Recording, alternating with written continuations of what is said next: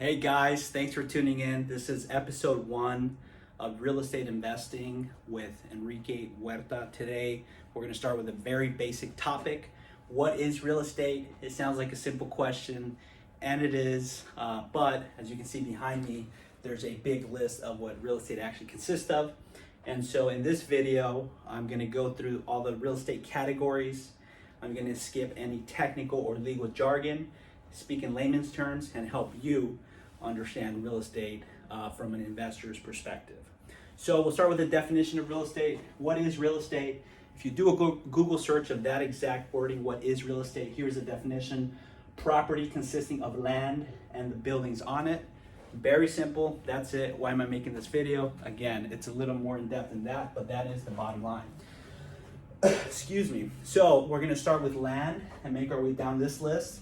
I'm going to break into some of the specifics of some of the more, what I would call, notable categories, and then I'll make separate videos elaborating further on some of these subcategories for your knowledge, so stay tuned. You're going to enjoy this, you're going to learn a lot. So again, we'll start with land.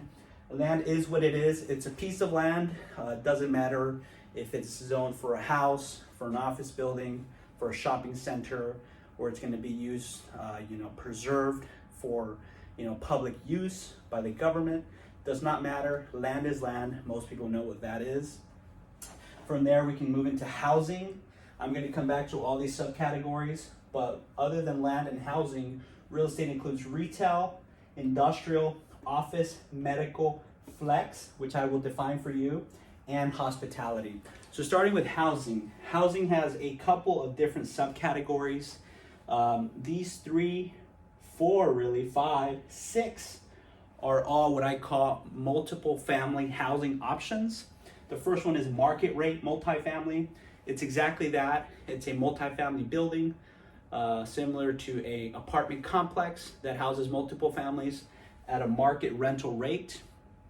Prices are set by the general market via different comparable options that residents have.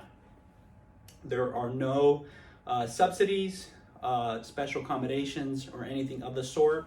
Market rate housing, multifamily housing. There is also affordable housing. Now this is housing that is restricted by the use of low-income housing tax credits. The rents have to stay below a certain threshold of the area median income. Again, I'm going to do a video on just this topic, so stay tuned, but just know for now there is market rate housing and affordable housing. There's also manufactured housing, what most people call trailer parks, but there's more beyond just your typical trailer park. Manufactured housing can include modular housing, a mobile home / RV, quote unquote, a trailer park, and it can also include any variation thereof. One of the coolest, most innovative things I've seen is a small housing community, just 8 units in Phoenix, Arizona, made out of shipping containers. So that is technically manufactured housing.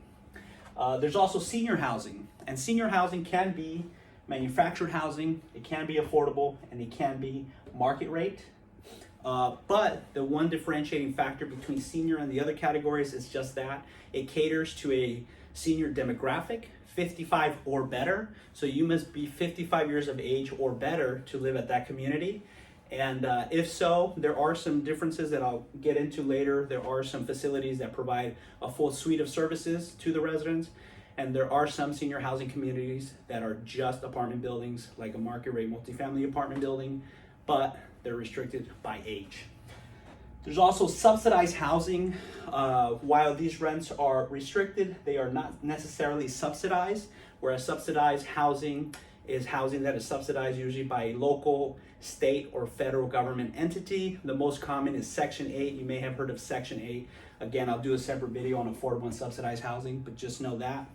There's also single family housing, which is what most people think of when they think real estate. They think about real estate agents, they think about single family homes, they may think about condos or townhomes, or if you're in a central business district or big city, you may think about co-ops. Again, we are trying to get our mind to expand beyond the current understanding of just single family homes. So we're also going to review other commercial real estate asset classes in addition to this housing asset class. And lastly, in this category, I have student housing. It's exactly that. Again, it could be manufactured, it can be a market rate, it can be any variation of housing, but it's exclusively for students. If you're not a student, you probably shouldn't or want to live there. And that's pretty much it for the housing section. From there, we'll jump into retail. Retail, I'll go with the most notable categories. If I'm missing anything or there's other categories you think I should talk about that I missed, forgive me. I will include them in a separate video, just comment below. But for now, I'll go with the four most common pieces of retail real estate. A mall could be a lifestyle center like the Grove in Beverly Hills, adjacent neighborhood of Los Angeles, or it can be an indoor mall like the Ontario Mills Mall in Ontario, California. A power center is similar to a mall, but it's not, an enclosed or open lifestyle center with, movie theaters, restaurants, and an assortment of shopping options. The difference being power centers are really those nice suburban neighborhood shopping centers that have big box stores. So think about a retail center where you go and there's a Home Depot, there may be a grocery store, there's a Best Buy, there's a Michael's. Those big box stores in those retail centers, those are called power centers. And then there's also strip retail centers where you can see basically everywhere, anywhere. It's a small strip of land where there's multiple tenants, usually small businesses. It could be a barbershop, a small boutique clothing store, a nail salon, and maybe a restaurant or two, and that's a strip retail center. There are also triple net, NNN, or single partial retail options. This is your standalone building on the outskirts of a power center, a Starbucks, a Del Taco, a Taco Bell. That is a single partial investment. That is a retail option. And then we go into industrial real estate. Industrial is what it says. It's real estate for an industrial or manufacturing use. Think about the warehouses or where people make products, where a company that manufactures cabinets will actually make those cabinets, store that material prior to shipping it, distributing it. Think about Amazon with their huge warehouses full of their wonderful employees and all the amazing products we buy via Amazon. That is industrial real estate. Office is exactly that. It's an office building where people go to work, standing in an office building here today, and it's typically used to house employees. However, nowadays, in order to remain competitive, there are something called co-working spaces, where rather than having one suite for one company, there will be an entire floor that is open, and there could be anywhere between 20 to 40 companies sharing that space. That is co-working. There's different kinds of office. I will elaborate further in the office video, but for now, just know about office real estate. Excuse me. Medical. So medical real estate is exactly that. It can be more of a office or industrial offering or a flex offering, which I'll jump to next. But medical has that specific use. It could be a medical office building.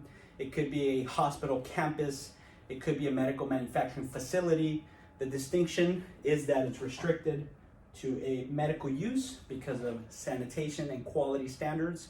And those uses are designated based on the owner-operators of that real estate, the tenants that occupy that space, and then also oftentimes the cities and the nonprofits, et cetera, that partner with those organizations to have that real estate. And then flex is really a hybrid category. It's kind of what I would consider a hybrid of industrial and office. That's what flex space is to me. If I'm wrong, don't chew my head off. Just comment below what it means to you, and we can jump on a Q&A or a debate and hash it out. But so flex space would be a piece of real estate that is really flexible in its use. It may have a warehouse, but it also has office space for the employees that oversee that warehouse. It may even have some sort of retail use on the other side. And so it might be a piece of land that is flexible in its use and has different, pieces of real estate on it for different uses. And lastly, hospitality, the four major categories: hotel, motel, resorts, timeshares. That's one that's not talked about often, but I thought to include it in hospitality. Another one that I personally would include in hospitality, but some people would include in housing, is Airbnb. I consider that more of a hospitality investment rather than a housing investment. A lot of people see it the opposite way. So maybe a little controversial, I don't know. You make up your decision or your mind and then tell me what your decision is. But I would also include Airbnb and hospitality because of the short-term stay nature of that asset class. So a hotel, it's obvious, anything from a brand name hotel to an unbranded hotel. Motels, very similar, smaller in service and size. Resorts, everyone's favorite, where we love to go. You name it, islands, tropical coast, other side of the world. Resorts are awesome, even your local resort here, in LA, in Orange County, wherever. And then timeshares, of course, kind of a hybrid between these offerings. So there you have it. That is what, in my opinion, is real estate. It's more than just a house. There's different options out there.